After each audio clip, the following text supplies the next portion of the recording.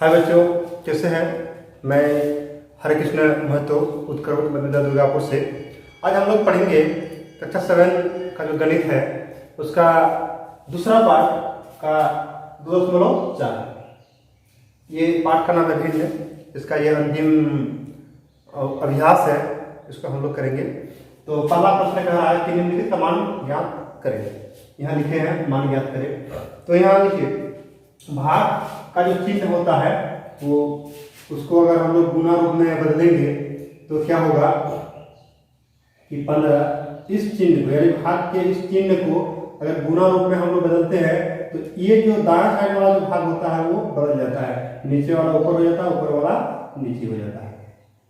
ये समय है कि भाग के चिन्ह को गुना रूप में बदलने के लिए यानी गुना में बदलने के लिए इसका जो दायां पक्ष वाला भाग होता है, दायां तरफ वाला भाग होता है वो बदल जाता है। यानी हर होता है अंश की जगह, अंश होता है हर की जगह, जैसे मैंने यहाँ किया।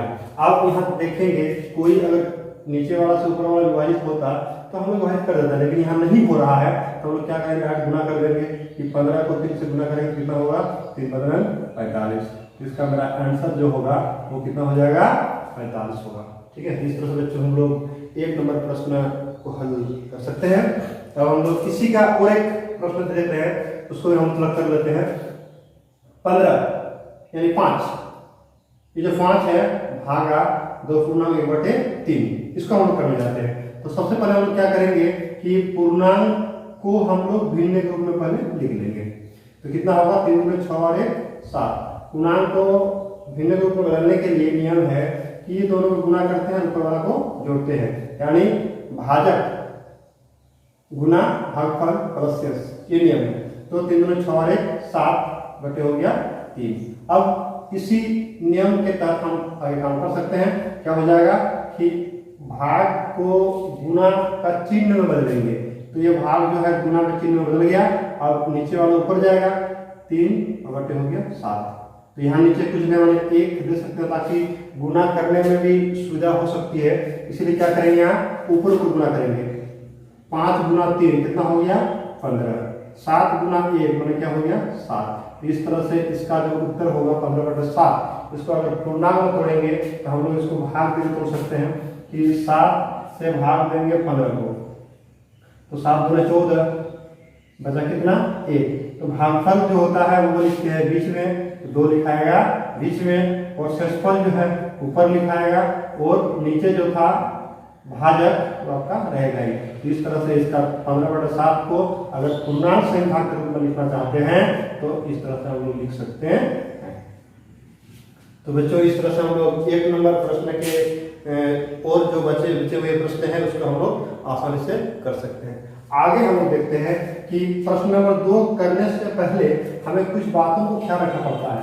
जैसे व्युत्क्रम, मान के चलिए कि यहाँ 3/4 है, इसका अगर हम व्युत्क्रम निकालना चाहते हैं तो व्युत्क्रम का मतलब तो उल्टा, माने अंश और हर जो होता है परिवर्तन हो जाता है। यानी कि अंश जो है हर जो है ऊपर जाएगा, अंश नीचे आ जाएगा, ये हो गया व्युत्क्रम। यानी 3/4 का व्युत्क्रम कितना होगा 4/3 होगा। इस तरह से किसी भी संख्या को अगर व्युत्क्रम हम लोग निकालना चाहते हैं तो उसका अंश और हर का जो परिवर्तन है नीचे वाला ऊपर, ऊपर वाला नीचे होगा, उसको हम लोग व्युत्क्रम कहते हैं। आगे देखिए उचित भिन्न। उचित भिन्न कहने का मतलब हो गया कि इसमें हमको देखना है कि अंश का जो मान होगा वो हर से छोटा होगा, ऐसे भिन्न को बोलते हैं उचित भिन्न। यानी कि यहाँ पर मेरा हर का मान कितना है 9 है। तो इस तरह से हम लोग किसी भी संख्या को देखेंगे कि ऊपर छोटा और नीचे अगर रह गया मान लीजिए बड़ा, तो इस तरह के भिन्न को बोलेंगे उचित भिन्न। इस तरह हम लोग और लिख सकते हैं। ये ख्याल रखने की जरूरत है कि अगर परिभाषा लिखना चाहते हैं तो इस तरह से परिभाषा लिख सकते हैं कि ऐसे भिन्न जिसमें हर का मान अंश से बड़ा हो उसे उचित भिन्न कहते हैं। जैसे कि यहाँ लिखे 5/9, 13/7, 4/13। इस तरह से इसको हम लोग उचित भिन्न बोलेंगे। विषम भिन्न, इसी का उल्टा, इसमें जैसे हम लोग अगर इसी को खाली पलट देंगे, जैसे 9/5 कर देंगे, ये हो गया मेरा क्या विषम भिन्न। विषम भिन्न में क्या देख रहे हैं, इसमें अंश का मान जो होता है हर से बड़ा होता है ना। अर्थात कहने का मतलब है कि ऐसे भिन्न जिसमें अंश का मान हर से बड़ा हो उसे हम लोग विषम भिन्न कहते हैं।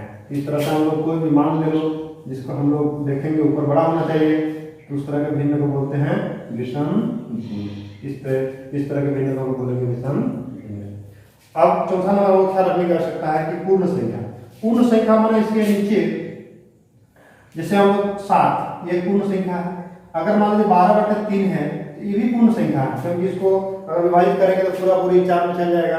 अर्थात कोई भी संख्या जब पूर्ण रूप में होती है तो उसके बट्टे नीचे 1 होता है, 1 से ज्यादा नहीं होता है। अगर 1 से ज्यादा हो भी जाता है उसको विभाजित करके हमको पूर्ण मिल जाता है। जैसे हमने यहाँ कहा कि 3 से 12 को विभाजित करेंगे तो कितना आ जाएगा, 4 आ जाएगा।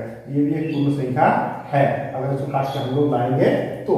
इस तरह से पूर्ण संख्या को हमको ख्याल रखना है। तो हम ये 4 चीजों को ख्याल रख करके हम प्रश्न नंबर 2 का हल कर सकते हैं। इसमें बोला गया है कि प्रत्येक का व्युत्क्रम याद करें। पहले हमको व्युत्क्रम निकालना है, फिर व्युत्क्रम को हमको उचित विषम और पूर्ण संख्या में लिखना है, 2 नंबर में करना है। तो जैसे हम यहाँ लिखे हैं 1 नंबर 2/5, तो इसका हम लोग व्युत्क्रम निकालेंगे। व्युत्क्रम तो कितना हो जाएगा, 5/2। 5/2 हो गया। अब 5/2 लिखने के बाद हमको वर्गीकरण करना है कि उचित भिन्न में कि विषम भिन्न में। तो 5 ऊपर में बड़ा है, तो हम लोगों ने देखा अभी कि ऊपर में बड़ा हो उसको हम क्या बोलते हैं, विषम भिन्न। तो यहाँ पर हम क्या लिखेंगे, 5/2 जो है क्या है, विषम भिन्न। विषम भिन्न 5/2 है विषम भिन्न। इस तरह से हम लोग पहले व्युत्क्रम में बदलेंगे और फिर उचित और विषम भिन्न या पूर्ण संख्या में हम लोग बदलेंगे। इस तरह से देखिए यहाँ पर 4 नंबर 1/6 है, इसका हम लोग पहले व्युत्क्रम निकालेंगे। व्युत्क्रम तो क्या हो जाएगा, इसका 6/1 होगा। तो 1 तो नीचे लिखना ना लिखने बराबर होता है, यानी 6 होगा। तो 6 क्या है, पूर्ण है, इसके बट्टे 1 है, इसको हम लिखेंगे क्या, पूर्ण संख्या। इसको लिखेंगे क्या, 6 क्या है, पूर्ण संख्या। इस तरह से इसका होगा आंसर होगा पूर्ण संख्या। तो ये 3 वर्गीकरण में 3 चीज कहा गया है, उचित भिन्न, विषम भिन्न एवं पूर्ण संख्या। इस तरह से प्रश्न नंबर 2 में जितने भी प्रश्न है उसको हम लोग पहले व्युत्क्रम निकाल लेंगे और फिर वर्गीकृत करेंगे, उचित भिन्न में, विषम भिन्न में और पूर्ण संख्या में। बच्चों हम लोग ये प्रश्न भी आसानी से कर सकते हैं। आगे हम लोग देखते हैं प्रश्न नंबर 3, मान ज्ञात करें। यानी दिया हुआ है 4 × 1/2 भागा 36। तो पहले इसको पुनः जोड़ लेंगे, 4 × 8 = 9, 9/2 भागा कितना है मेरा 36। नीचे कुछ नहीं मतलब 1, ये 1 हम दे भी सकते हैं। अब इसको नियम के पता लग जाएंगे। तो 9/2 भाग चिन्ह को गुना चिन्ह में बदलेंगे तो क्या हो जाएगा, 1/36। नीचे वाला ऊपर, ऊपर वाला नीचे। अब यहाँ देखा जाता है कि ऊपर वाला दोनों में से नीचे वाला दोनों को कोई किसी को अगर विभाजित कर रहा है तो उसको हम लोग विभाजित कर लेंगे, यानी काट देंगे। देखिए हम लोगों के पहाड़ में आता है 36, तो 9 × 1 = 9 और 9 × 4 = 36। यहाँ पर मेरा कितना आएगा, ऊपर में गुना करेंगे 1 × 1 तो 1 होगा, नीचे गुना करेंगे तो कितना बचा, 8 होगा। ये मेरा आंसर होगा। इस तरह से हम लोग इसका हल कर सकते हैं। इसी का और 4 नंबर में कहा गया है कि निम्नलिखित का मान ज्ञात करें। तो मान ज्ञात करना है किसका, इसका मान ज्ञात करना है। जैसे 1 नंबर हम ले लिए हैं कितना, 3/5 भागा 5/6। इसका हम लोग मान कैसे ज्ञात करेंगे, तो सेम नियम, इसके पहले जो नियम हम किए कि भाग को गुना रूप में बदलने के लिए नीचे वाला ऊपर, ऊपर वाला नीचे।